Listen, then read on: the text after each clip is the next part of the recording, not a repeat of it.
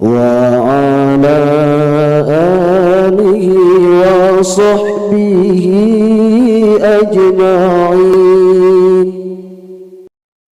اللهم صل على سيدنا محمد وأشغل الظالمين بالظالمين وأخرجنا من بينهم سالمين. وعلى آله وصحبه أجمعين. اللهم صل على سيدنا محمد وأشغل الظالمين بالظالمين وأخرجنا من بينهم سالمين. وعلى آله وصحبه أجمعين. اللهم صل على سيدنا محمد وأشغل الظالمين بالظالمين وأخرجنا من بينهم سالمين. وعلى آله وصحبه أجمعين. اللهم صل على سيدنا محمد وأشغل الظالمين بالظالمين وأخرجنا من بينهم سالمين. وعلى آله وصحبه أجمعين. اللهم صل على سيدنا محمد وأشغل الظالمين بالظالمين وأخرجنا من بينهم سالمين. وعلى آله وصحبه أجمعين. اللهم صل على سيدنا محمد وأشغل الظالمين بالظالمين وأخرجنا من بينهم سالمين. وعلى آله وصحبه أجمعين. اللهم صل على سيدنا محمد وأشغل الظالمين بالظالمين وأخرجنا من بينهم سالمين. وعلى آله وصحبه أجمعين. اللهم صل على سيدنا محمد وأشغل ظالم بالظالمين وأخرجنا من بينهم سالمين وعلى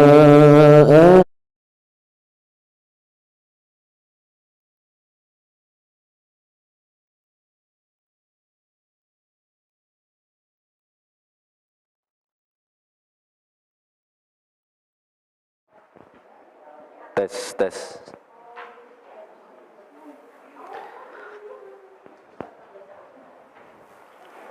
Bismillahirrahmanirrahim. Assalamualaikum warahmatullahi wabarakatuh.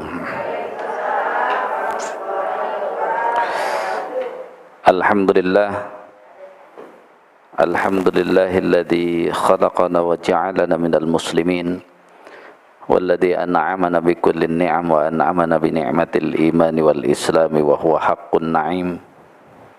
Asyhadu an la ilaha illallah wahdahu la syarika lah al-azizul hakim wa asyhadu anna muhammadan abduhu wa rasuluh shadiqul wa'dil amin. Allahumma fasalli wa sallim ala muhammadin wa ala alihi wa sahbihi ajmain, amma ba'du. Qala ta'ala ya ayyuhalladzina amanu taqullaha haqqa tuqatih wa la tamutunna illa wa antum muslimun. Pertama, kita bersyukur pada Allah Subhanahu wa taala atas nikmat dan karunia-Nya, wabil khusus nikmat iman Islam. Salawat dan salam mudah-mudahan tercurah pada Rasulullah sallallahu alaihi wasallam, suri tauladan kita, nabi kita yang mulia. Jamaah sekalian rahimakumullah, pada Jumat ketiga ini tema besar kita adalah Sirah Nabawiyah, khususnya menggunakan Sirah Nabawiyah Ibnu Hisam. Dan sebagaimana yang kita sampaikan sebelumnya, bahwa yang kita ambil pelajaran agak ditekankan adalah dari umur 40 sampai akhir hayat Rasulullah,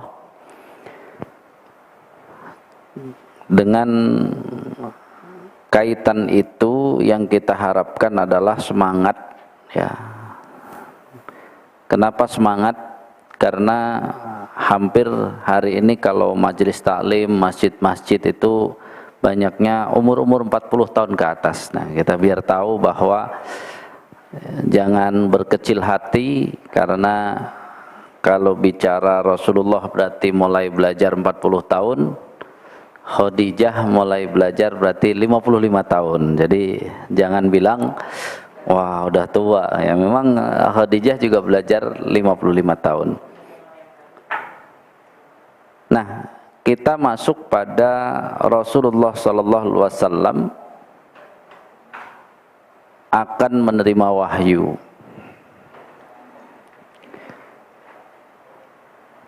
Nah, saat Rasulullah proses menuju menerima wahyu itu kita sebut dengan bertahannus. Bertahannus itu sengaja mencari tempat yang sepi untuk merenung, bukan termenung, ya, merenung, ya. Artinya, anggap saja ibu-ibu majelis taklim itu sedang bertahannus, ini sedang memisahkan dari kegiatan, ya, yang biasa dilaksanakan untuk merenungkan sesuatu. Maka sebenarnya lagi ngaji taklim itu jangan bengong mikirin yang di mana-mana. Ini sedang sengaja memisahkan diri untuk untuk merenung. Rasulullah kan kenapa? Apa yang dipikirkan adalah fenomena kondisi sosial kemasyarakatan. Pertanyaan selanjutnya dari Rasulullah dalam dirinya kan memang hidup cuman gini aja gitu. Yang zaman itu hidup itu ya cari duit, kaya, nanti bebas mabuk-mabukan, kemudian pokoknya ngumpulkan kerjaannya, berlomba-lomba siapa makin banyak harta itu makin hebat, ya. Kemudian bahkan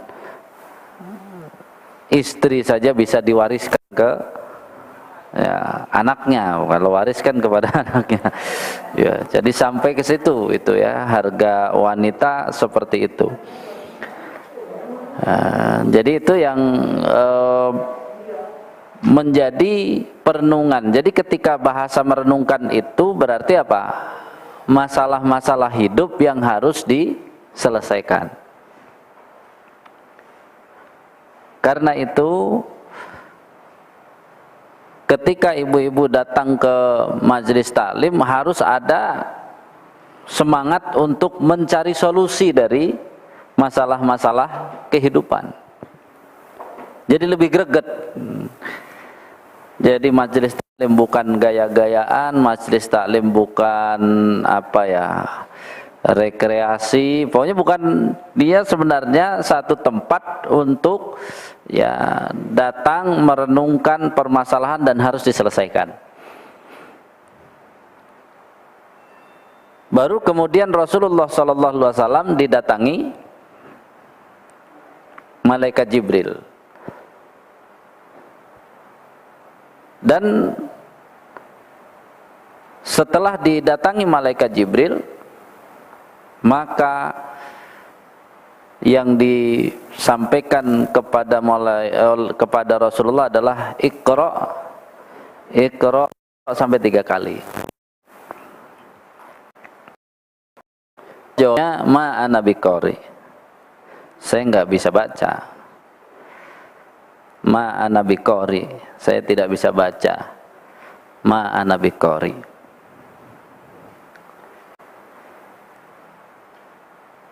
Tapi malaikat Jibril tetap Iqra bismi rabbikal ladzi khalaqal insana min 'alaq, Iqra wa rabbukal akram alladzi 'allama bil qalam 'allamal insana alam.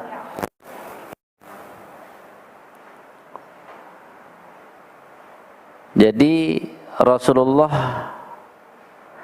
setelah merenung disuruh ngapain? Ayo, kan kita harus mulai latihan apa kira-kira makna dari bacalah. Ya, ini sebenarnya Rasulullah disuruh belajar. Bukan hanya disuruh. Dia apa tadi sama malaikat Jibril? Dipaksa. Jelas.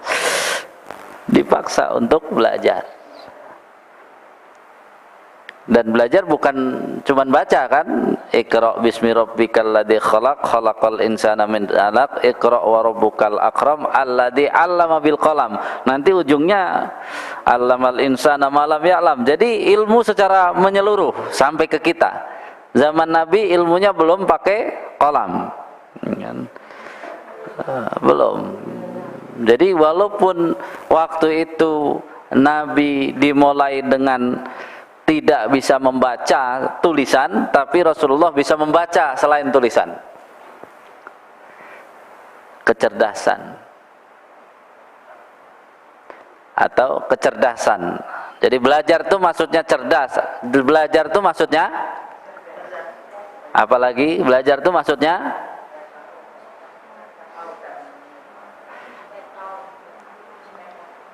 jadi kalau Rasulullah itu tidak baca tulisan tapi bisa belajar karena Rasulullah berpikir. jadi ibu-ibu datang ke majelis taklim harus berpikir, jangan manggut-manggut nggak jelas juga, nggak bisa. Jadi sudah niatnya datang untuk belajar, ternyata belajar itu harus mikir. Kenapa sering majelis taklim dapat ilmunya separuh? Kadang-kadang bukan berpikir, malah mikirin, entah mikirin apa. Ada mikirin anak, mikirin belum masak, dipikirin semua. Pas kesini kan tadi dibilang kayak apa? Bertahanus, sudah lagi mau ya bertafakur, merenung di sini, belajar itu harus itu. Banyak juga majelis taklim tuh ilmunya kadang-kadang sepotong-sepotong karena sambil ngaji, setengah ngobrol, setengah ngaji, setengah ngantuk. Setengah-setengah ya. Dia nggak ngobrol, nggak ngantuk, tapi melototin handphone aja, sama aja. Jadi artinya apa? Saat ini memang nggak bawa apa nih? Nggak mikir gitu. Sebenarnya dia datang mau ngapain? Kan kalau mau belajar ya belajar.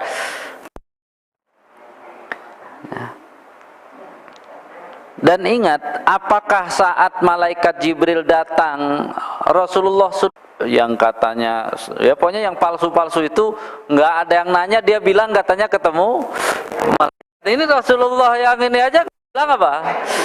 Nah, ketahuan pokoknya saya semalam ketemu itu. Ini Nabi yang dapat gelar Al-Amin, yang sudah pilihan saja pas ketemu malaikat Jibril nggak tahu itu malaikat Jibril itu siapa. Yang jelas cuman ketakutan nanti ya, ketakutan nih, waduh siapa, bayangin diem merenung, tahu-tahu ada yang datang udah dekep lagi maksa-maksa. Jadi gimana coba ya.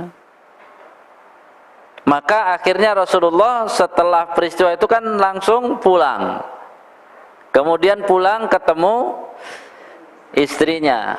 Nah, kemudian apa yang Rasulullah lakukan? Cerita. Akhirnya ya nanti kan apa? Rasulullah minta ya diselimuti. Nah, artinya kan apa? Istrinya setelah mendengar cerita suaminya yang gelarnya Al-Amin, kira-kira langsung percaya dengan cerita itu atau tidak? Nah, ketahuan ibu nggak baca, enggak. Jadi nggak langsung baca kan. Jadi apa? Itulah dengerin dulu. Setelah dengerin, inilah kalau kita nanti kuliah ada ya metodologi penelitian, ternyata ini bisa disebut triangulasi data sudah dipakai. Karena apa? Dia setelah dengar nggak langsung, padahal percaya ada karena suaminya nggak pernah bohong, gelarnya juga, tapi nggak boleh langsung 100% percayanya. Maka apa? Setelah nyelimuti, nanya kepada yang punya data tambahan. Siapa yang punya data tambahan? Waraqah bin Naufal. Karena Waraqah bin Naufal ini ya bahasa zaman sekarang peneliti, dia suka punya data kitab-kitab, itu punya ya. Pokoknya dia peneliti kitab ya, pokoknya dia suka baca kitab, pokoknya dia pembelajar ya. Namanya bertanya kan kepada yang paham ya. Jadi ini kan proses nyari data tambahan yang nyambung. Masa mau nyari data guru nyarinya di pasar kan nggak mungkin. Jadi setelah cerita tadi, maka Khadijah berpikir cerdas untuk menanyakan yang diceritakan suaminya itu ke siapa ya. Pilihannya cuma satu, pamannya Waraqah bin Naufal ya. Begitu sampai di ya Waraqah bin Naufal, jawabannya yang datang adalah malaikat Jibril memberikan wahyu kepada suamimu, dan kemungkinan suamimu adalah seorang nabi akhir zaman ya. Lalu setelah Rasulullah tenang pun, apakah Rasulullah langsung percaya? Juga tidak. Ini hebatnya proses belajar tuh begitu. Kok tiba-tiba kita datang ke guru suruh sami'na wa ata'na sama guru. Ini Rasulullah setelah didatangi Jibril, ternyata apa? Enggak langsung siapa ini. Akhirnya Rasulullah tawaf bertemu juga dengan Waraqah bin Naufal. Lalu diceritakan, sama jawaban Waraqah bin Naufal adalah itu yang datang adalah malaikat Jibril. Malaikat Jibril datang memberikan wahyu, engkau akan menjadi nabi, kemudian engkau akan didustakan, engkau akan diusir semua, engkau akan disakiti, disampaikan oleh Waraqah bin Naufal. Apakah Rasulullah langsung mengambil kesimpulan? Belum. Untungnya dapat teori baru dari Waraqah. Makanya sebenarnya kalau melihat ya cara memandang kita Rasulullah dengan Waraqah bin Naufal nanti ternyata akhirnya apa? Kaumnya tidak menerima itu sebenarnya Rasulullah makin yakin, bukan makin surut. Karena apa? Tandanya dia nabi kan harus apa? Jadi Rasulullah makin disakiti, makin yakin. Karena apa? Ya itulah bukti. Yang datang kan tadi sudah diceritakan oleh Waraqah, kalau engkau diangkat menjadi nabi akan ada apa? Jadi makin kesana datanya makin bertambah, makin valid, makin sesuai. Bukannya takut, makin yakin. Benarlah ini diangkat menjadi nabi. Kita kembali ya, kembali kepada Khadijah. Apakah dua data sudah langsung oke? Tidak, belum ya. Makanya hebat tuh kalau ditanya kenapa sekarang di dalam dunia penelitian minimal harus pakai 3 itu, ternyata Khadijah sudah hebat, sudah melakukan itu ya.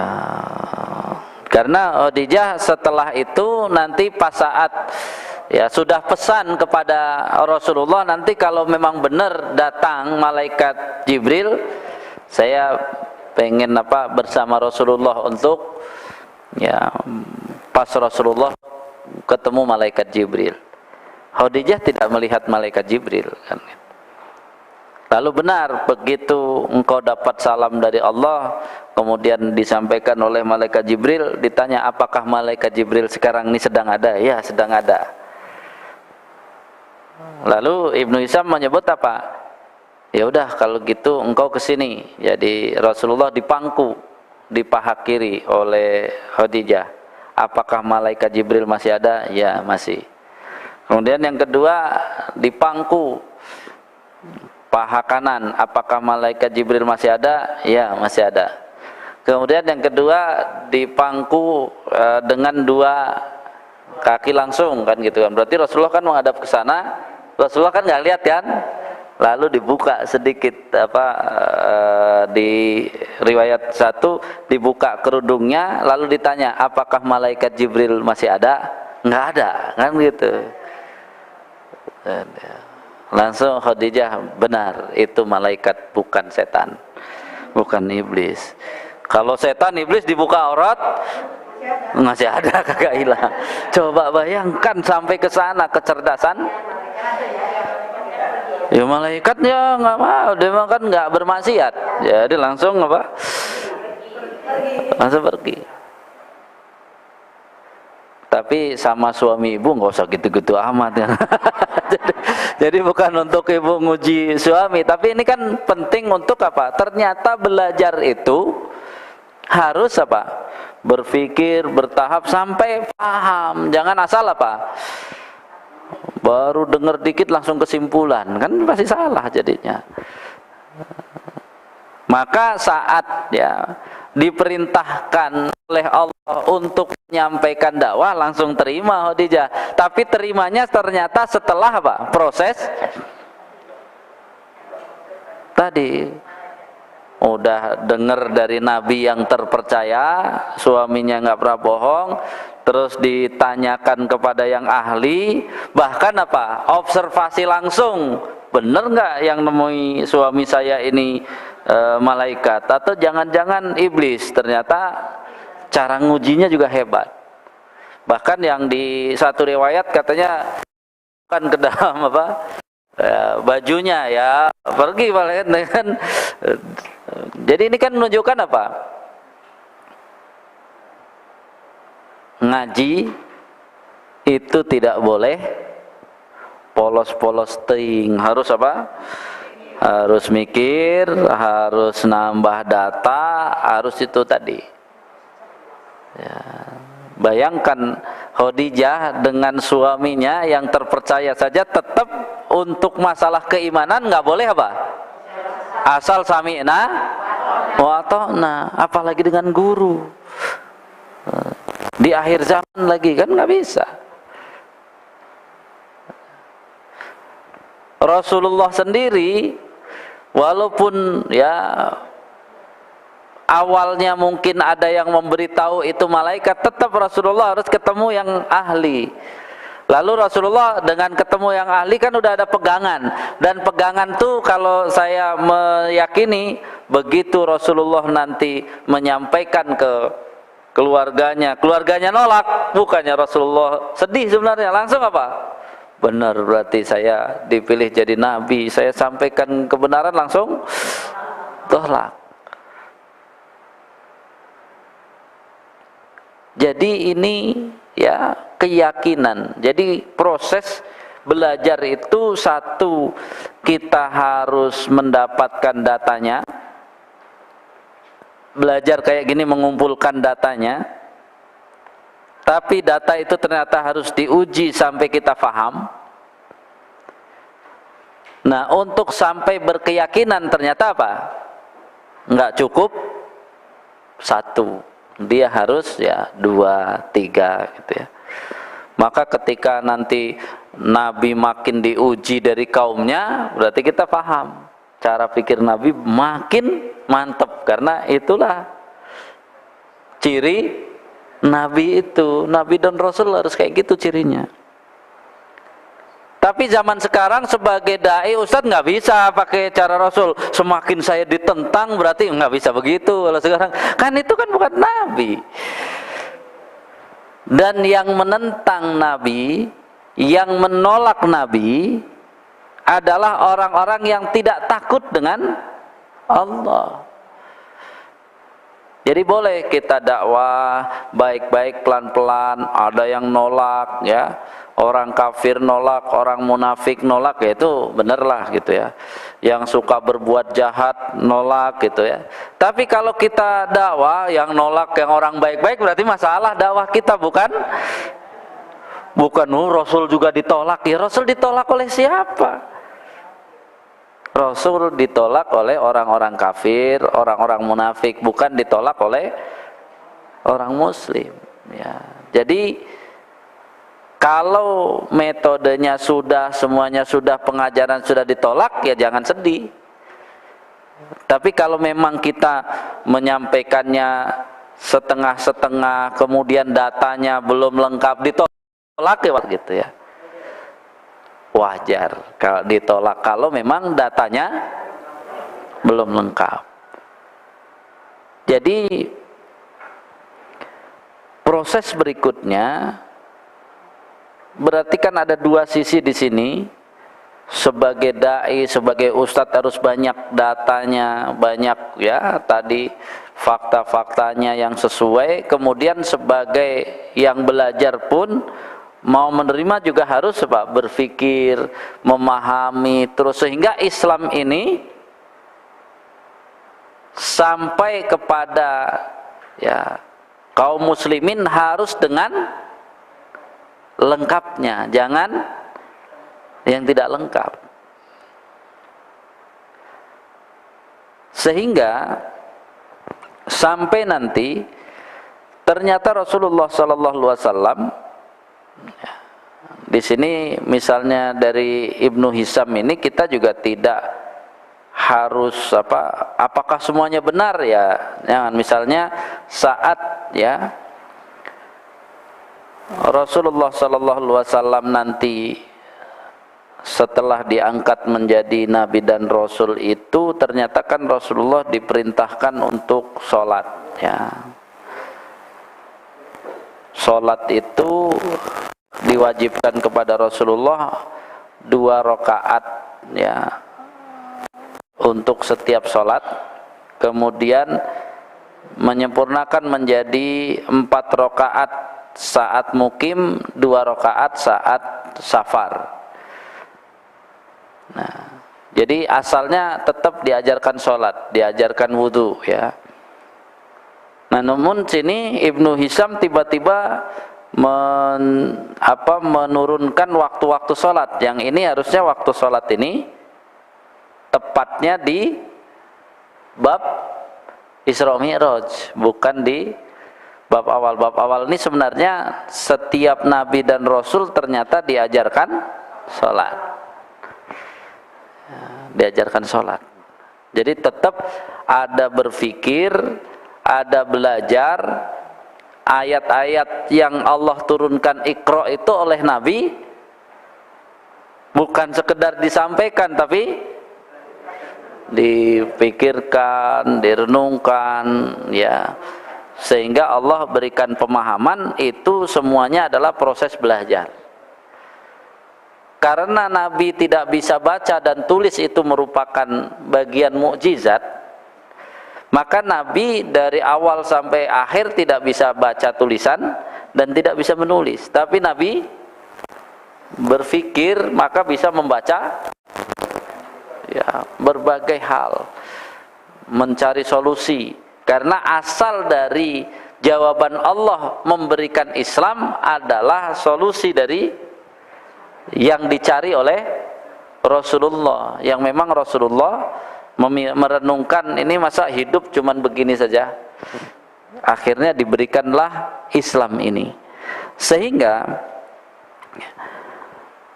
setelah ya Khadijah masuk menerima dakwah Nabi, bersahadat, Khadijah sudah sholat, diajarkan oleh Nabi sholatnya. Nabi nanti sama juga ya, Ali begitu masuk Islam diajarkan sholat, tetap sholat ya, diajarkan wudhu, diajarkan sholat, diajarkan wudhu, diajarkan sholat ya. Artinya walaupun Khadijah wafat sebelum Isra Mi'raj, kan Isra Mi'raj itu salah satunya hiburan juga kepada Rasulullah karena ditinggal wafat pamannya dan Khadijah istrinya. Tapi Khadijah tetap sudah sholat ya. Sudah sholat ya. Jadi sholat yang belum 5 waktu sudah dilaksanakan ya, sudah dilaksanakan. Nah, proses selanjutnya setelah ke istri beliau, lalu nanti yang kenalkan Ali bin Abi Thalib diajak untuk masuk Islam.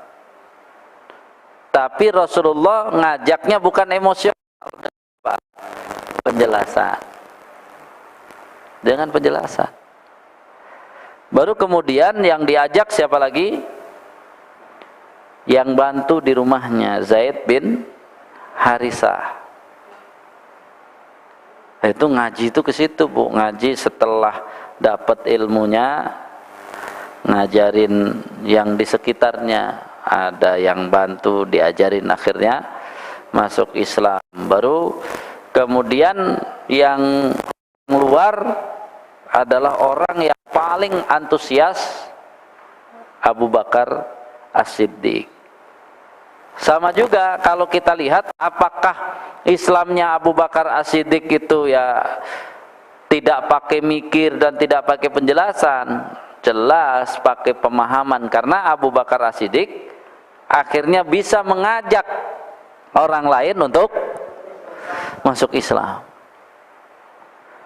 Jadi bicara Islam itu bukan bicara emosional, bukan bicara asal-asalan, tapi harus yang dimengerti dan difahami. Karena setelah kita mengerti, setelah kita paham, kita ya diharapkan mengajak orang lain.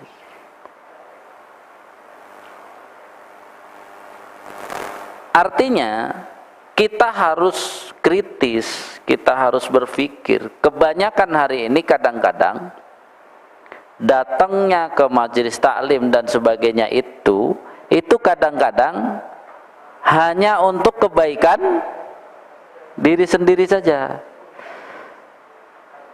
Hanya menjadi solih atau solihah. Sedangkan tugas yang berat itu bukan menjadi solih solihah, tapi apa? Menjadi muslih dan muslihah. Jadi solih sekedar baik, muslih itu bisa memperbaiki.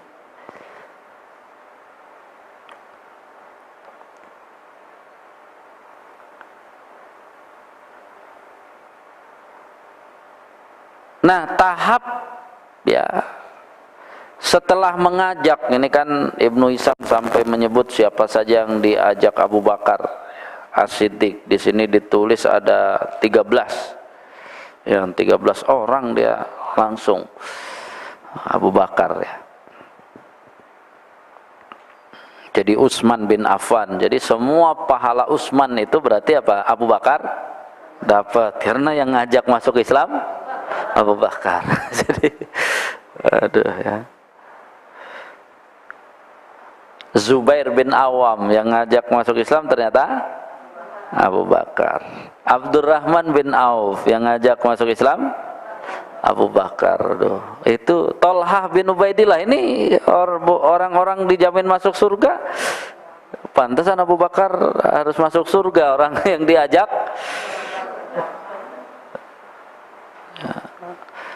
Ya. Jadi Abu Ubaidah sama, ini semua hampir semua yang apa? Yang kurang terkenal kan ada Amir bin Fuhairah, Said bin Al-As ya, Hantib, kemudian Waqid, ini yang kurang. Artinya sering sekali dalam belajar ini kita kurang ya tepat dalam membandingkan sesuatu,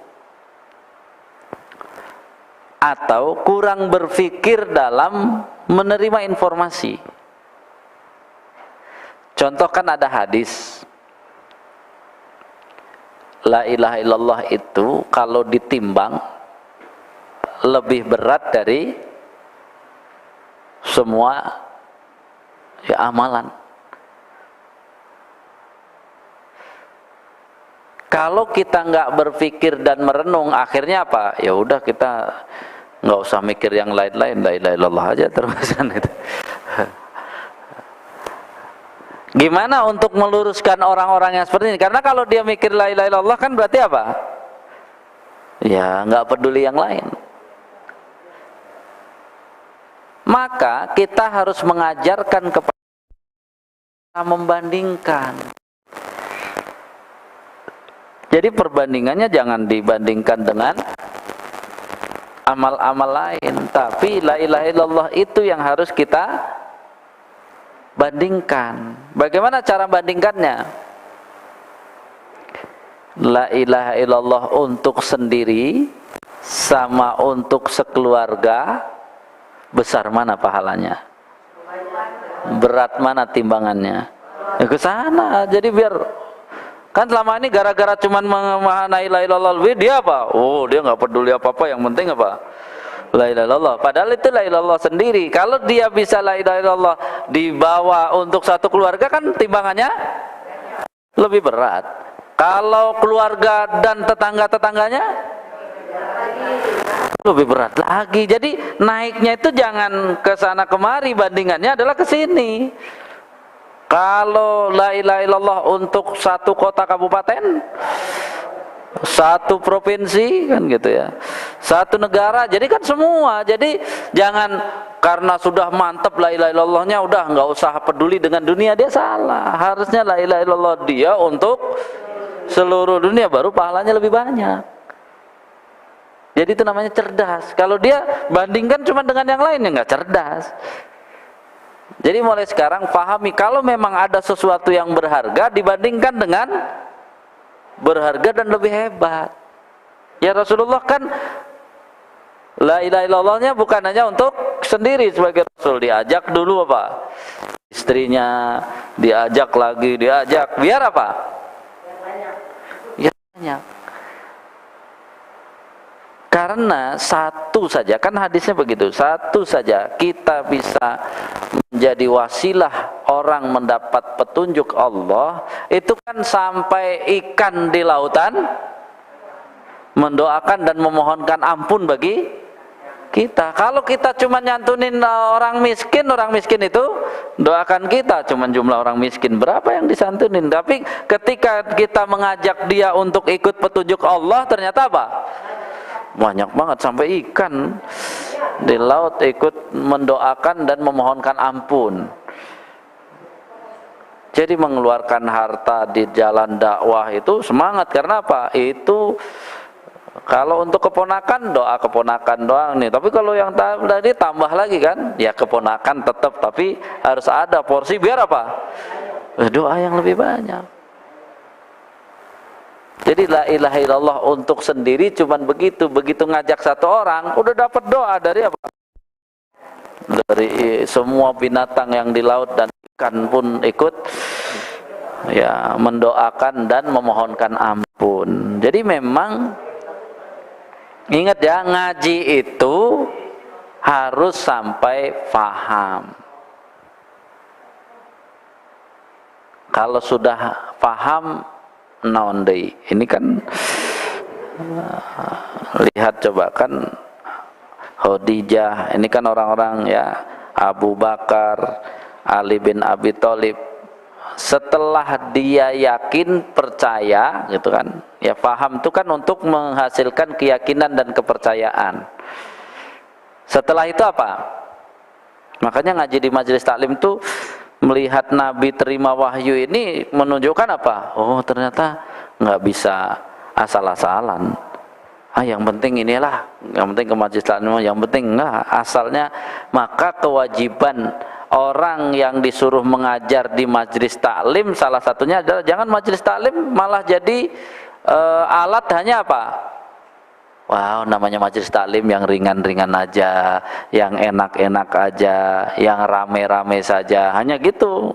Dia PR-nya besar. Ternyata sebenarnya itu adalah wadah untuk apa? Tadi paham. Kan Ustadz yang datang juga sudah tua-tua. Ini Khadijah 55 tahun.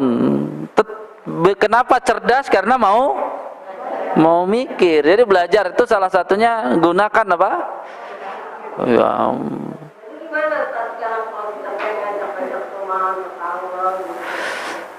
Ya tadi pelan-pelan gitu. Kayak kemarin jurus kan gini. Orang-orang yang tidak belajar, yang kadang-kadang kita khawatir dia didekati oleh orang-orang yang mengajak mungkin dia pindah agama dan sebagainya.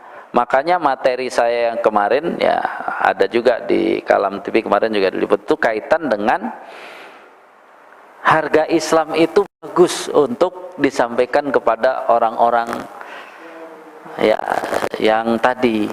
Kenapa? Karena ketika saya bilang kira-kira kalau ada yang mau ngajak murtad, Islam kita berapa? Jadi bahasanya sangat lugas, jelas gitu kan. Wow, nggak tahu Pak Ustadz kan? Itu salahnya. Ketika nggak tahu, nggak paham, ya gampang ditipu. Orang kan kalau tahu, paham, nggak akan ditipu. Terus Tadi kan Al-Quran yang waktu itu surat Ali Imran ayat 91 saya sampaikan itu kan harganya lebih mahal dari emas sepenuh bumi. Jadi saya sampaikan pada mereka berapa kilo tak emas sepenuh bumi kan gitu ya. Terus saya sebut ya dibulatkan aja menjadi 6 triliun kilogram. Ketika 6 triliun kilogram, bilang saja kamu mau ngajak saya pindah agama, di rumah kamu ada emas berapa kilogram? Oh, nanyanya emas kilogram, harga saya Islam saya itu per kilogram emasnya kan gitu kan. Jadi kalau nggak mau pakai 6 miliar itu, cuman pakai apa? Emas tapi per kilogram. Kenyataannya jual emas di pasar kilogram apa gram? Oh, gram doang. Siapa di rumah yang punya emas kiloan? Nggak ada semuanya. Jadi nanti orang yang mau ngajak itu bisa kaget deh. Kamu ngajak bener serius mau ngajak saya pindah agama? Iya serius. Punya emas berapa kilo di rumah? Oh, nanyanya emas berapa kilo? Asal harga Islam saya itu ya 6 triliun kilogram emas. Kamu punya berapa cuman? Jadi akhirnya mereka paham, oh asa itu lugas. Mereka bisa apa? Jangan-jangan yang mau ngajak murtad malah masuk Islam. Memang begitu? Iya, ada di kitab suci saya ada. Ya, jadi kalau kamu mau bayar Islam saya 1 triliun aja kagak bisa. Ya. Nggak jadi. Ya, jadi ajarkan ke orang-orang yang itu dengan harga itu, makanya sampai-sampai saya pakai ya biar mereka mikir tuh misalnya gini, sering sekali salah satu yang bisa membuat hilang ya nilai tadi semahal itu adalah nggak mau sholat gitu ya, nggak mau tadi ya repot-repot sholat, itu bisa hilang.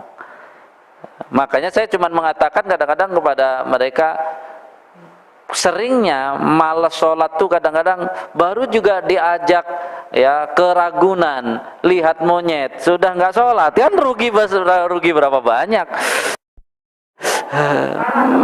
Masa gara-gara ngelihat monyet terus nggak sholat, berarti kan udah puas ketemu monyet, nggak mau ketemu Tuhan yang menciptakan monyet kan.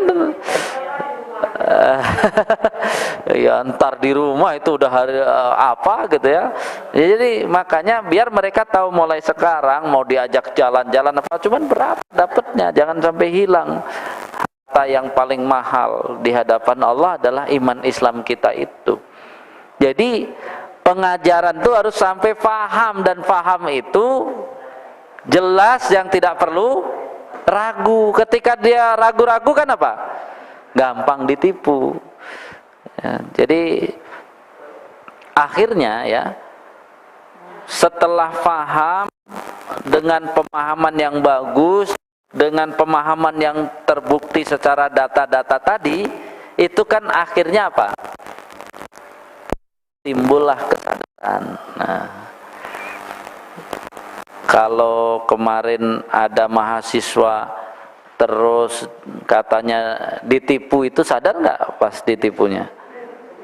Pas ditipu sadar nggak? Enggak. Ya. Berarti tahu juga enggak, paham juga enggak, boro-boro sadar gitu ya. Nah, kenapa kita belajar agama ini? Belajar agama harus sampai ya paham dan sadar.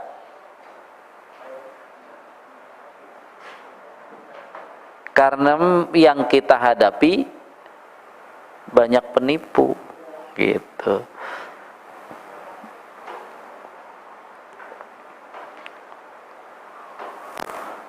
Ini biar hafal ya, kita ulang-ulang. Penipunya kan 4 golongan. Yang pertama setan, yang kedua hawa nafsu, yang ketiga dunia, yang keempat baru musuh-musuh Islam. mau munafik, kafir, ya. Pokoknya yang memusuhi Islam itu akan nipu. Mereka kan cuman bisanya nipu. Kenapa bisanya nipu? Kenapa mereka bisanya nipu? Karena asalnya, ya surat Al-Maidah ayat 3, Islam itu sempurna. Namanya sempurna kan nggak ada cacatnya.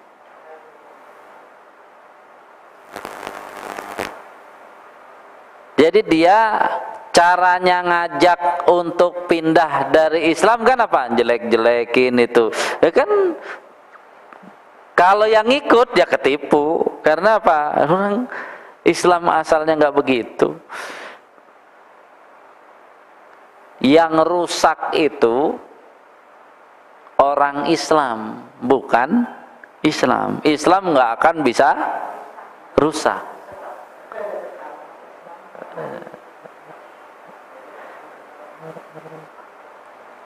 Ya yang sebenarnya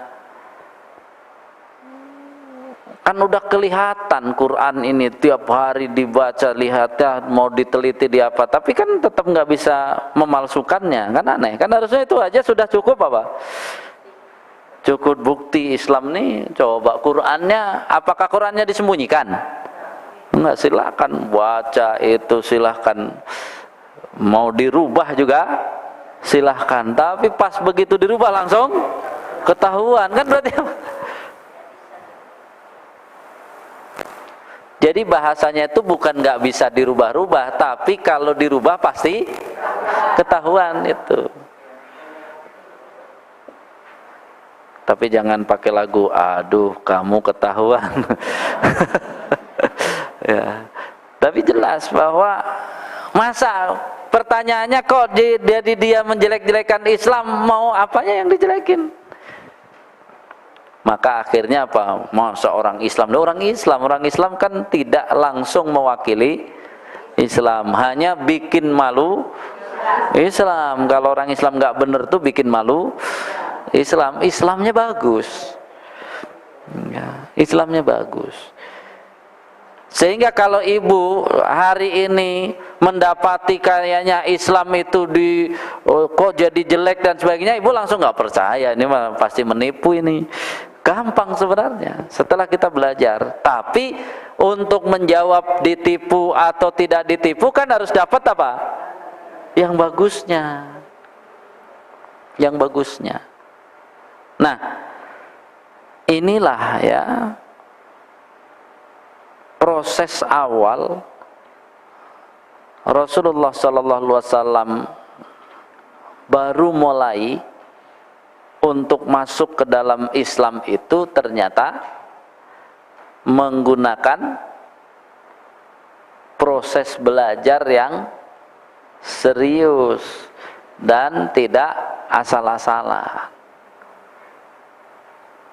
Artinya kalau kita di majelis taklim itu mau serius, tidak asal-asalan, gurunya juga mau serius, tidak asal-asalan, pasti akan dapat faham mana Islam yang sempurna itu.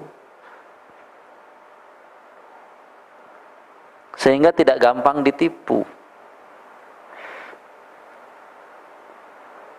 Sekarang kan gampang banget ditipu.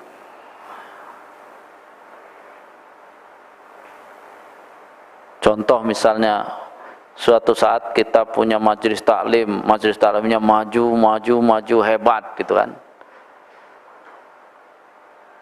Kira-kira dengan begitu ada nggak yang akan dijadikan ya proses tertipu? Ada. Kalau dia bilang, hebat dia, udah tertipu, apanya yang hebat?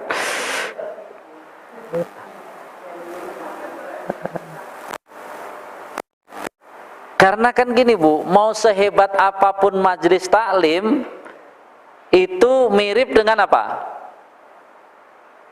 Mirip dengan sekolahan. Masa sekolahan? Ya sekolahan tetap aja sehebat-hebatnya di sekolahan, belum praktek langsung di tempat yang nyata. Ya kan baru hebat di sekolahan. Ya, pokoknya baru hebat di sekolahan gitu ya. Setelah dapat dari sekolahan itu tunjukkan dulu tadi. Jadi dari sekolahan, dari majelis taklim dapat sholih, tapi tugas dia adalah muslih. Dia solihah maka harus muslihah. Ada proses praktek keluar dari majelis taklim menjadi apa? Bisa nggak beresin yang nggak beres-beres? Kan gitu.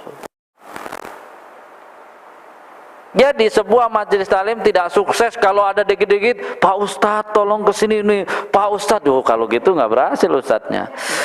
Yang berhasil tuh, Ustadz kemarin ada masalah begini, gini, bener nggak? Oh bener, berarti jadi jangan kalau Ustadznya nggak perlu turun, jangan, berarti itu berhasil ngajarinnya. Kalau masalah remeh saja, Ustadz tolong nih, Ustadz, itu mah anak TK berarti. Ya mau ke kamar mandi harus temenin, mau buka makanan harus, ya kan masa TK terus. Jadi mulai sekarang tempatkan majelis taklim itu sebagai ya tempat pembelajaran yang hebat dimiliki oleh Rasulullah. Asalnya kan cuma majelis-majelis itu, asal serius ya, sehingga berkembang. Yang berkembang itu ilmunya, bukan seragamnya, bukan jalan-jalannya berkembang, bukan. Yang berkembang itu ilmunya, bukan kegiatan yang ramenya, bukan. Jadi ilmunya dan pengaruh ilmunya terhadap apa? Lingkungannya. Itu yang harus dicari gitu ya. Pengaruh ilmunya terhadap keluarganya apa gitu ya. Terhadap tetangganya apa? Oh, ada pengaruh ilmunya. Tapi pengaruh ilmunya bukan jadi berantem sama suami, berantem sama anak, berantem sama tetangga. Itu mah masalah berarti, bukan solusi. Ya, itu yang harus difahami. Artinya apa? Memberi manfaat kepada mereka. Sehingga apa? Menguatkan Islam. Jadi majelis taklim itu menguatkan Islam dan kaum muslimin. Jangan sampai nanti majelis taklim karena maju, satu lagi majelis taklim maju, jadi apa? Saingan tidak sehat, ya bukan malah apa? Bukan malah menguatkan Islam. Padahal tiga-tiganya kalau mau mulai sholawatan dulu agar dicintai Rasul. Ya kalau mereka berantem dicintai Rasul atau dicintai setan, kan gitu ya. Ya kalau mereka ribut berselisih ya dicintai setan. Masa bisa pakai sholawatan agar dicintai setan, kan?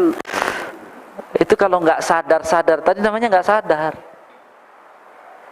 Jadi ngaji dengan ilmunya kita akan saling menguatkan. Ketika suatu saat kok tidak saling menguatkan malah ribut, bilang ini kita mau jadi umat Nabi atau umat Yahudi, kan gitu. Ini mau jadi umat Nabi atau umat setan. Itu harus disadarkan. Berarti kan lucu, masa sekian tahun di majelis taklim nggak sadar, makin mabok, kan itu yang terjadi. Kebanyakan seragam katanya. Jadi coba dikumpulkan setelah 10 tahun, tanya kita mau lomba apa. Ya masa majelis taklim ulang tahun ke 10 lomba makan kerupuk mah nggak usah pakai majelis taklim atuh.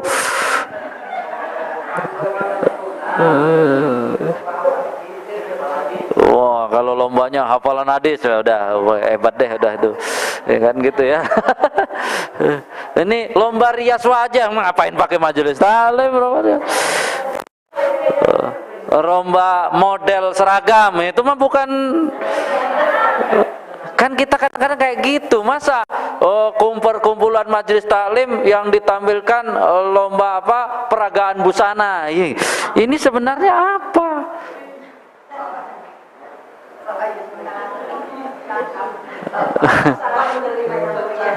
Jadi kita ini sering melakukan sesuatu nggak jelas tujuannya. Padahal ciri khas Islam itu kalau mau melakukan sesuatu harus jelas. Apanya yang jelas? Ya, tujuan apa yang jelas itu? Tujuan hasil akhiratnya. Kalau dunia nggak terlalu, tapi akhiratnya harus dapat jelas gitu. Jadi memang ya kita sudah hari ini memulai ya, insyaallah setiap Jumat kita ada live-nya, yang berhalangan bisa lihat YouTube-nya atau nanti lupa bisa setel lagi di YouTube-nya ya. Nanti dari Kalam TV ada, saya biasanya gitu, kalau siaran saya unduh lagi, saya taruh juga di channel saya, tapi tetap di situ ada logonya yang apa ya, misalnya ketahuan nih video dari Kalam TV, orang saya nggak ngerubah apa-apa, masih ada Kalam TV-nya ini. Jadi karena apa ya, biar kita sisi-sisi akses bersama-sama, sehingga memang kenapa, karena kita menginginkan majelis taklim ada percepatan ya. Yang kemarin 11 majelis taklim itu juga kedepannya paling tidak 3 bulan sekali kita akan kumpulkan untuk ya tadi, biar biasa kerjasama dan sinergi ya. Jadi memang ini Rasulullah menerima wahyu, ternyata bukan prosesnya udah terima wahyu karena dari Allah udah langsung yakin, tidak, ternyata jelas proses belajarnya. Apalagi kita ngaji ini nggak bisa Pak Ustadz udah yang penting yang enak-enak, bukan mengikuti cara Nabi belajar itu memang benar-benar harus apa, sampai paham, sampai jelas, sehingga benar-benar sadar ya, sadar. Makanya kadang-kadang nanti kalau kita potret hari ini, coba cari saja di searching tema-tema kajian gitu ya. Itu kadang-kadang temanya malah menjadi semuanya agar enak di dunia. Biar nggak galau dunia atau akhirat galau sebenarnya. Cuman dunia, biar nggak apa namanya, biar rizkinya lancar dunia tuh. Jadi kenapa jadi prosesnya takwa yang diinginkan dapat indikatornya dunia kan? Nyambung. Bu, kalau mau bicara hasil dunia, paling pas belajar kemana? Kan kadang-kadang Ustadz kalau dengan ngaji itu nanti saya dapat apa dunia? Aduh, kalau dunia nggak pasti. Yang pasti itu dapat akhirat, gitu ya. Wah, nggak bisa, kalau bisa saya dapat pasti dunia. Loh, dunia itu ujian, nggak mungkin masa kita dikasih ujian.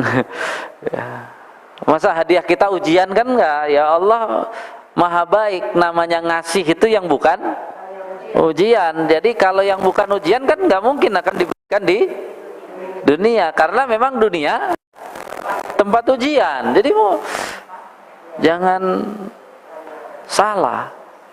Tapi bukan berarti kita tidak bisa menghadapi dunia. Orang yang benar-benar beriman, bertakwa, menghadapi dunia ini ringan. Jadi bukan tidak bisa menghadapi dunia ringan, tapi nggak bisa dijanjikan mendapatkan enak dunia, nggak bisa. Kan itu yang harus ditanamkan. Karena makna tujuan dari beribadah, tujuan dari belajar, tujuan dari pemimpin dalam Islam untuk apa? Untuk menjadi orang yang bertakwa. Lamanya bertakwa itu orientasinya ya, lebih penting dunia atau lebih penting akhirat? Dia harus mengatakan lebih penting akhirat. Lebih penting akhirat. Namanya lebih penting, dunia penting nggak? Penting, kan dia cuman bilangnya lebih penting. Dalam segala sesuatu lebih penting itu akhirat. Dunia penting, tapi lebih penting akhirat. Ustadz ngajar ngarepin bayaran, rugi. Orang dia mengharapkan dapat orang mendapat petunjuk, dapat ampunan doa dari ikan, belum yang dari Allah, kan jadi rugi. Kalau dia sekedar menginginkan sesuatu, itu rugi. Sama kita bekerja hanya untuk gaji, rugi, segitu cuma dapatnya. Kenapa tidak bicara untuk pahala, untuk akhirat kita, sehingga apa? Itu nilai yang tidak bisa diukur lagi, udah. Dan tidak diukur bukan berarti nggak berharga, sangat berharga. Gitu. Berarti kan apa? Oh, dapat sesuatu di dunia cuman hiburan doang, itu mah enggak. Sesungguhnya baru dapat segitu hiburan. Jadi itu yang harus ditanamkan, sehingga orang Islam kalau benar Islamnya, dia kerja pasti hebat. Kenapa kerjanya hebat? Karena yang mengawasi Allah. Kenapa? Masya Allah, saya pengen dapat pahala, bukan sekedar dapat gaji. Rugi saya udah capek-capek hanya dapat gaji doang. Iya enggak, karena apa? Dia kan pengen dapat pahala. Ya. Iya, ada yang ngawasi kan, dia pengen dapat pahala, ya pasti serius, sungguh-sungguh. Dia rugi gitu kalau nggak dapat pahala, rugi kalau cuma dapat tadi. Nah, maka memang pengajian itu mungkin kalau niatnya awal untuk menarik itu dulu nggak apa-apa, tapi harus naik nantinya untuk apa? Ya, kita pelajaran Al-Quran dari awal sampai akhir untuk hidup di dunia atau untuk akhirat asalnya? Jalani dunia dengan baik, tapi hasilnya akhirat. Jadi ibaratnya di dunia ini mencapai derajat tertinggi pun itu bukan itu tujuannya. Jadi tadi, kenapa kamu jadi pemimpin? Biar la ilaha illallah saya mempengaruhi seluruh yang saya pimpin. Nah, itu baru jelas. Itu baru jelas gitu ya. Jadi dia bukan karena dapat ini, dapat itu dari pemimpin, rugi dia, rugi. Makanya kalau bahasa tegasnya, kalau kita memang yang dipikirkan ini enaknya dunia, santainya dunia, semuanya, ya jangan belajar Islam, belajar kafir baru pas itu. Jadi saya ngaji ini biar dunia ini tenang, dunia ini enak, santai. Oh salah bu, ngajinya bukan Islam kalau mau yang begitu. Ngaji kafir kan, ya, apa aja boleh ini, wah udah ya enak kan. Karena salah sifat gitu, sifat. Kenapa Allah berikan Islam itu? Ya karena biar apa? Paham bahwa hidup ini bukan hanya di dunia, sehingga mau dapat bagian, nggak dapat bagian sedikit, bagian banyak dunia itu bukan masalah. Tapi bagaimana caranya semua yang dia dapat bagian itu akan dibawa untuk apa? Untuk ini bekal tuh gimana sih kalau bekal tuh bu? Coba, ini kan karena jarangnya berpikir kadang-kadang, coba yang dinamakan bekal itu apa sih?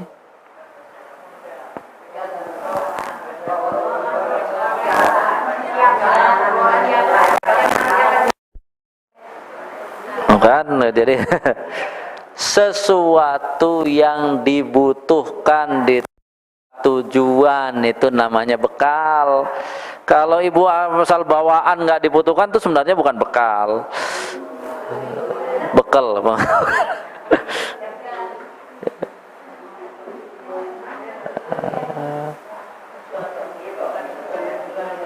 Nah, ibu misalnya mau mudik kan, mudik ibu kan nggak semua itu yang di rumah semua dibawa,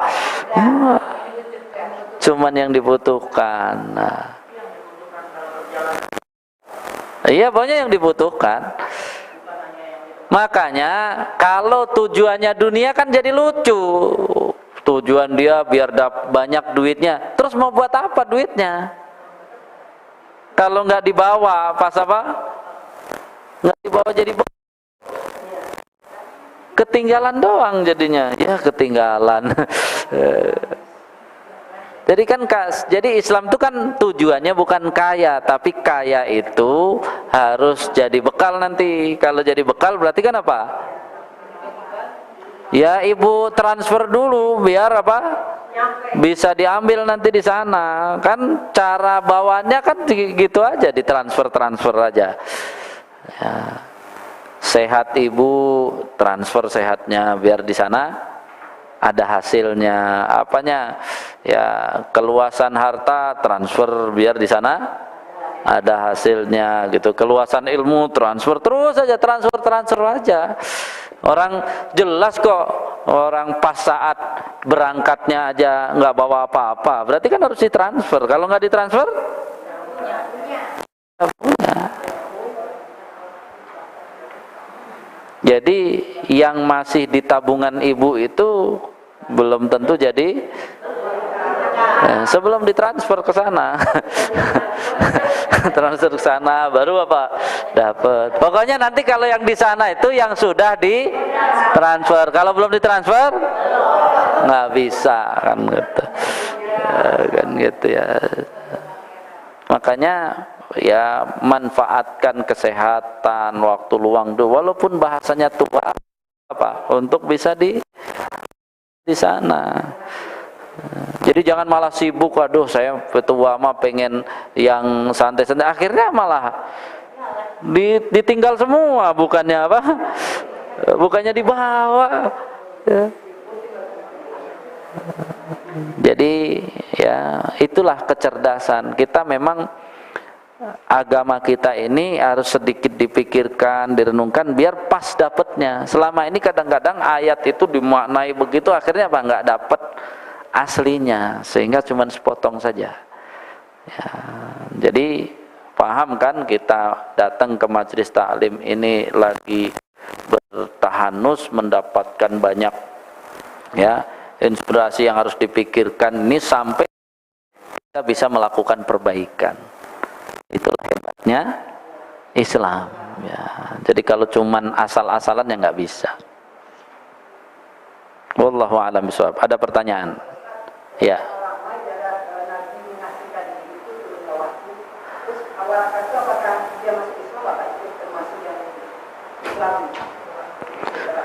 Iya, kurang lebih 3 tahun ya Pak. Ya, tahanus itu beberapa bulan, ada berapa tahun, 2 atau 3 tahun. Pokoknya terus saja merenung. Ya, ya. Dan itu luar biasanya kan, semua kebutuhan Nabi saat merenung itu dikirim oleh saat ya. Dan hebatnya Khadijah itu walaupun dia tidak mengirim langsung kan mengutus. Saat Rasulullah terima wahyu itu utusannya nggak ketemu, nyari-nyari kemana engkau Pak? Kemana engkau, dicari-cari tidak ada. Jadi tapi kita nggak usah diproses itunya. Tapi sebenarnya apa? Kalau kita mau ya menjadikan Islam ini kuat dalam diri kita, bermanfaat, memang harus ada apa sebenarnya kegundahan ya kita dalam kehidupan ini. Karena sebenarnya sama dengan Rasul, bedanya Islamnya sudah ada, solusi dari semua permasalahan carut marut kehidupan kita ini sebenarnya ada pada Islam. Ada pada Islam. Sehingga kan ya Allah, saya mau ke majelis taklim, beri kecerdasan, buka ya ilmu untuk memahami agar apa masalah-masalah ini bisa saya pahami dan bisa saya carikan solusi. Kan hanya itu sebenarnya. Ya, karena Islam memang isinya solusi itu. Cuman pemahaman kita harus pas. Kalau nggak pas ya menjadi kurang tadi ya. Kurang menarik. Kemudian Waraqah di ya Ibnu Hisam ini belum ada yang menulis masuk Islam atau tidak. Wallahu alam. Cuman kita kalau ibarat pemberitaan, kalau nggak ada beritanya kita nggak akan apa? Nggak akan sampaikan. Gitu ya. Dia pernah mengatakan gitu ya. Cuman harusnya memang kalau dia cerdas saat itu dengar, dia yang beriman pertama kali harusnya. Tapi kan tadi hidayah utama itu tetap Allah. Makanya bersyukurlah kita sudah dapat hidayah itu gitu ya. Secara ilmu mumpuni ini, tapi kan harusnya menyatakan ya masuk Islamnya kan harusnya saat sudah diberitahu oleh Khadijah dan ditanyakan langsung oleh Rasul, berarti ini Nabi, nanti saya bersahadat lah kan gitu. Jadi artinya ya bisa jadi kan dia bisa jadi karena tidak ada kejelasan kan, semua kemungkinan bisa jadi dia muslim tidak ngaku karena nggak mau nanggung resikonya, kan dia tahu bahwa kalau ketahuan ikut Nabi akan susah, embargo kan gitu kan, kita nggak tahu ya. Jadi memang, tapi secara sirah nggak ada yang menyebut Warokoh sudah menyatakan masuk Islam, nggak ada. Tapi kita juga tidak bisa bilang mungkin dia nggak Islam, nggak tahu juga. Jadi nggak ada data yang valid untuk itu.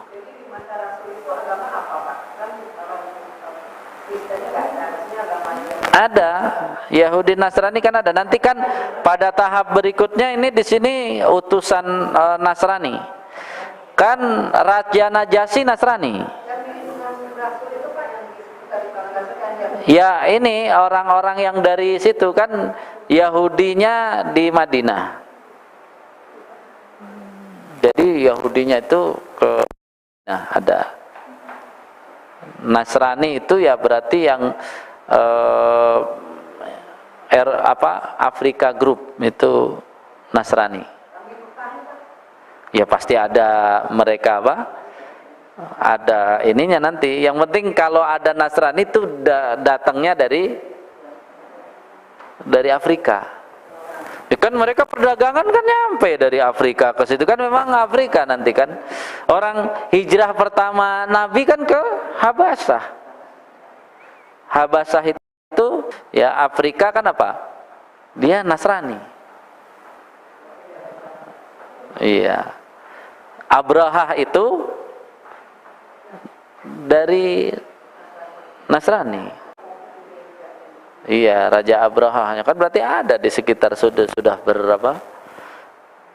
Nanti Nasrani yang kritis dan lurus adalah Salman Al-Farisi dari Persia, yang masuk Islam nanti kan, itu dari Nasrani. Kalau yang dari Yahudi Abdullah bin Salam saja satu. Jadi tetap ada, cuma untuk Arab itu mereka bahasa sini animisme dinamisme, nggak mau agama, dia dilawan. Jadi Yahudi dilawan, Nasrani dilawan, mereka mah pakai hukum rimba. Jadi itu bedanya.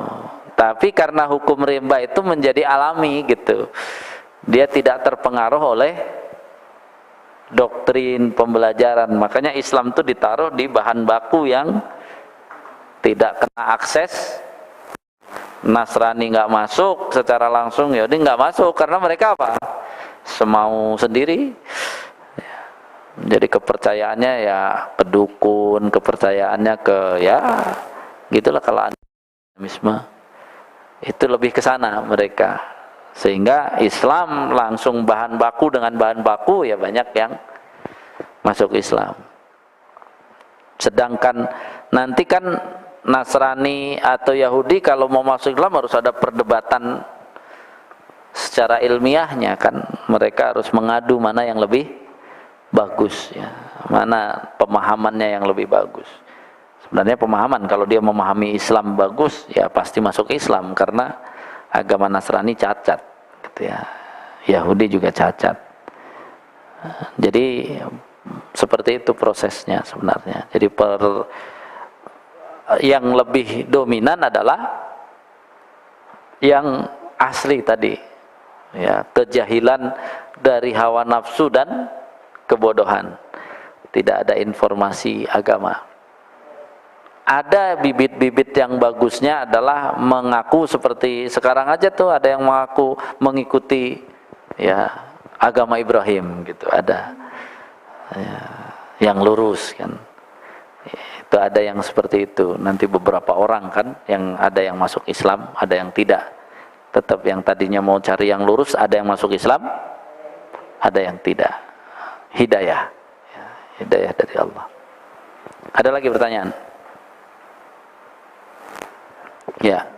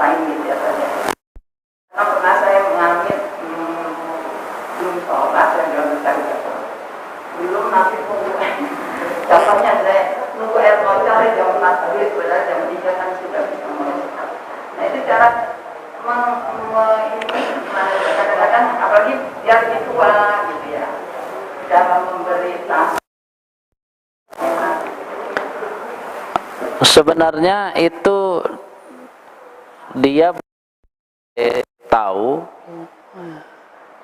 tapi tidak paham secara maksimal dan ya nggak sadar, jadi memang butuh proses. Kalau dia nggak belajar lagi kemudian nggak bisa ya, karena kesadaran itu harus dari banyak data pemahaman. Banyak data pemahaman. Ketika dia diberitahu, ya hanya tahu. Ya kan kajian kita sebelumnya kan, gini, apapun yang kita dapat dari kebaikan, sampaikan.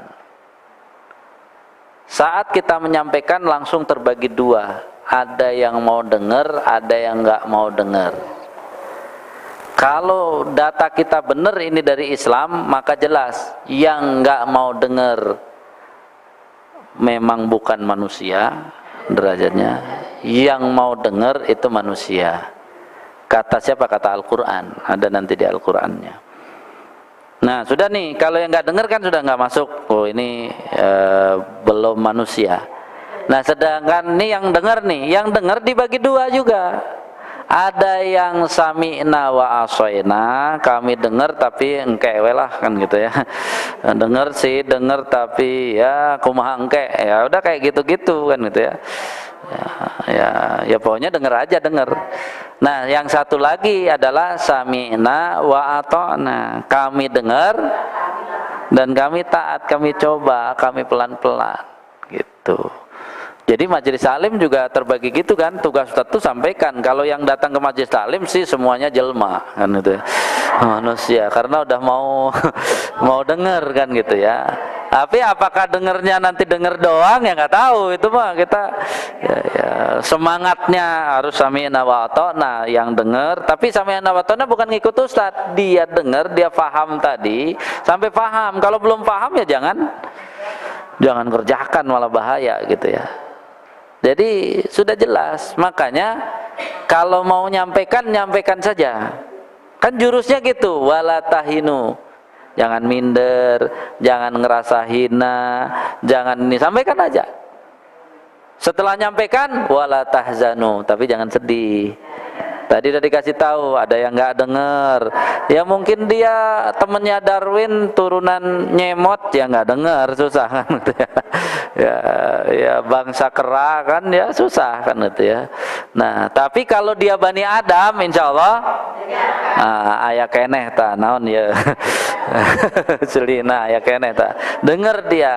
Tapi jangan seneng dulu, tapi juga jangan sedih. Yang dengar saja, ada yang ngikut, ada yang nggak ikut. Ya, yang nggak ngikut nggak usah dipikirin. Nah, yang ngikut itulah dia yang beriman dan menuju bertakwa. Ya mau dia dengerin.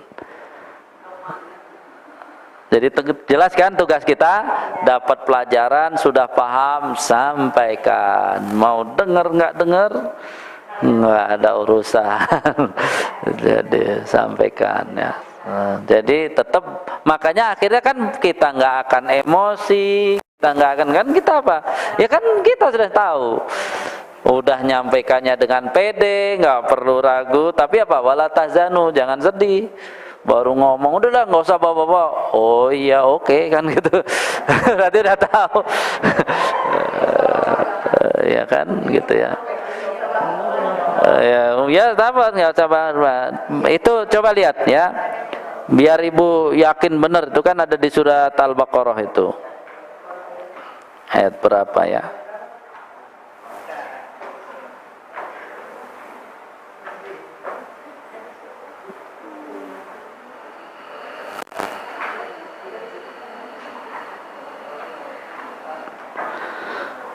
Al-Baqarah 171.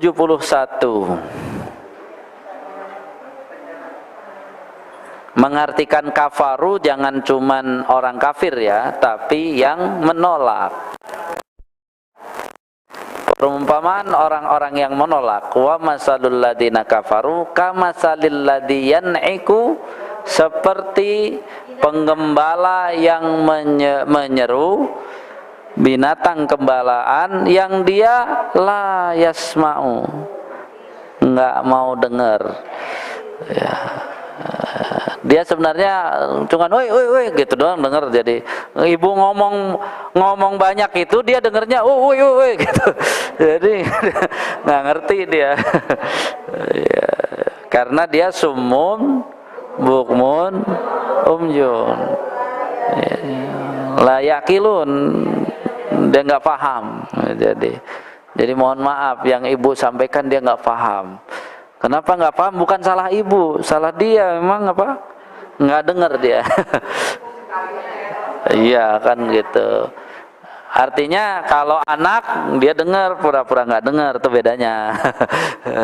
Jadi kalau keluarga ibu ngomong sebenarnya dia dengar, cuman pura-pura nggak dengar. Apalagi laki-laki. Jadi rahasia suami ibu ngomong, walaupun kelihatan cuek dia, tapi jangan bilang-bilang sama suami. Kelihatan cuek padahal dia dengar, aman gitu ya. Tapi kalau ibu ulang malah agak kurang dengar tuh. Ulang 3 kali lupa. Jadi sekali aja sebenarnya kalau sama suami ibu ngomong sekali, udah. Begitu 2 kali jadi kok jadi remeng-remeng, 3 kali. Jadi kalau ibu ngulang-ulang ngomongnya malah jadi lupa.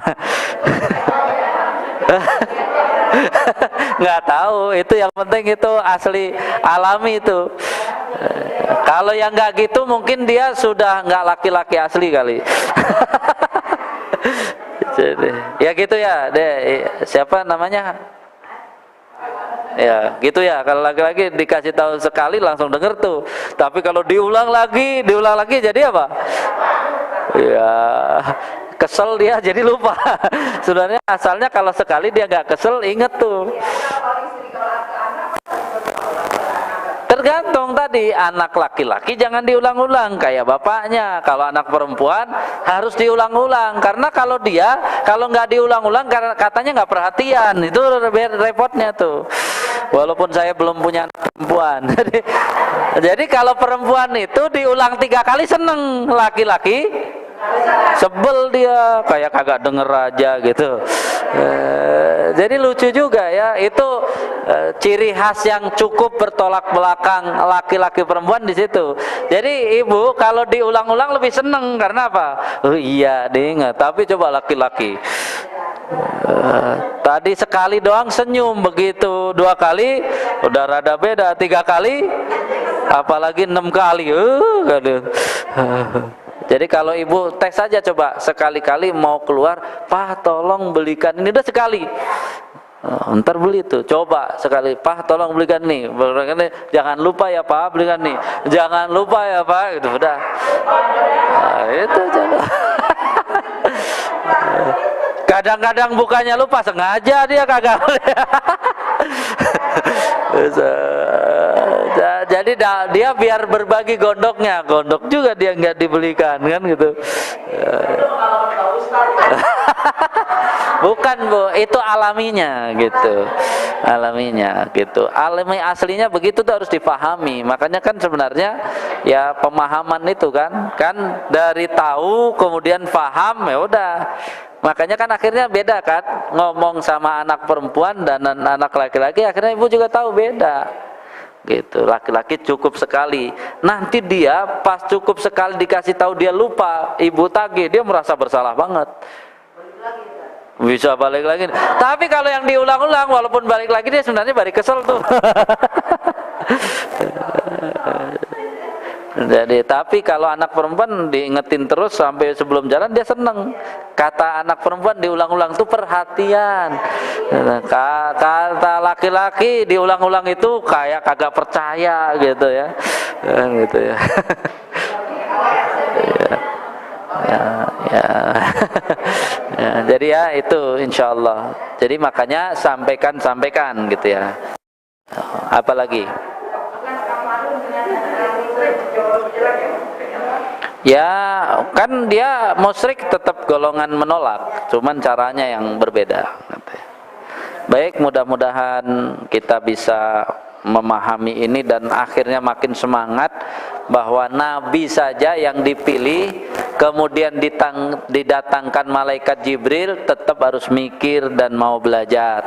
Khadijah yang suaminya Nabi saja nggak asal langsung ikut, harus mikir, harus nambah data biar tadi. Makanya wajar Rasulullah mengatakan thalabul ilmi faridatun, menuntut ilmu itu fardu ain. Jadi mengeluarkan segenap kemampuan kita untuk memahami sehingga kita sadar. Hadanallahu wa iyyakum ajmain, kurang lebihnya mohon maaf. Subhanakallahumma wa bihamdika asyhadu an la ilaha illa anta astaghfiruka wa atubu ilaik. Assalamualaikum warahmatullahi wabarakatuh.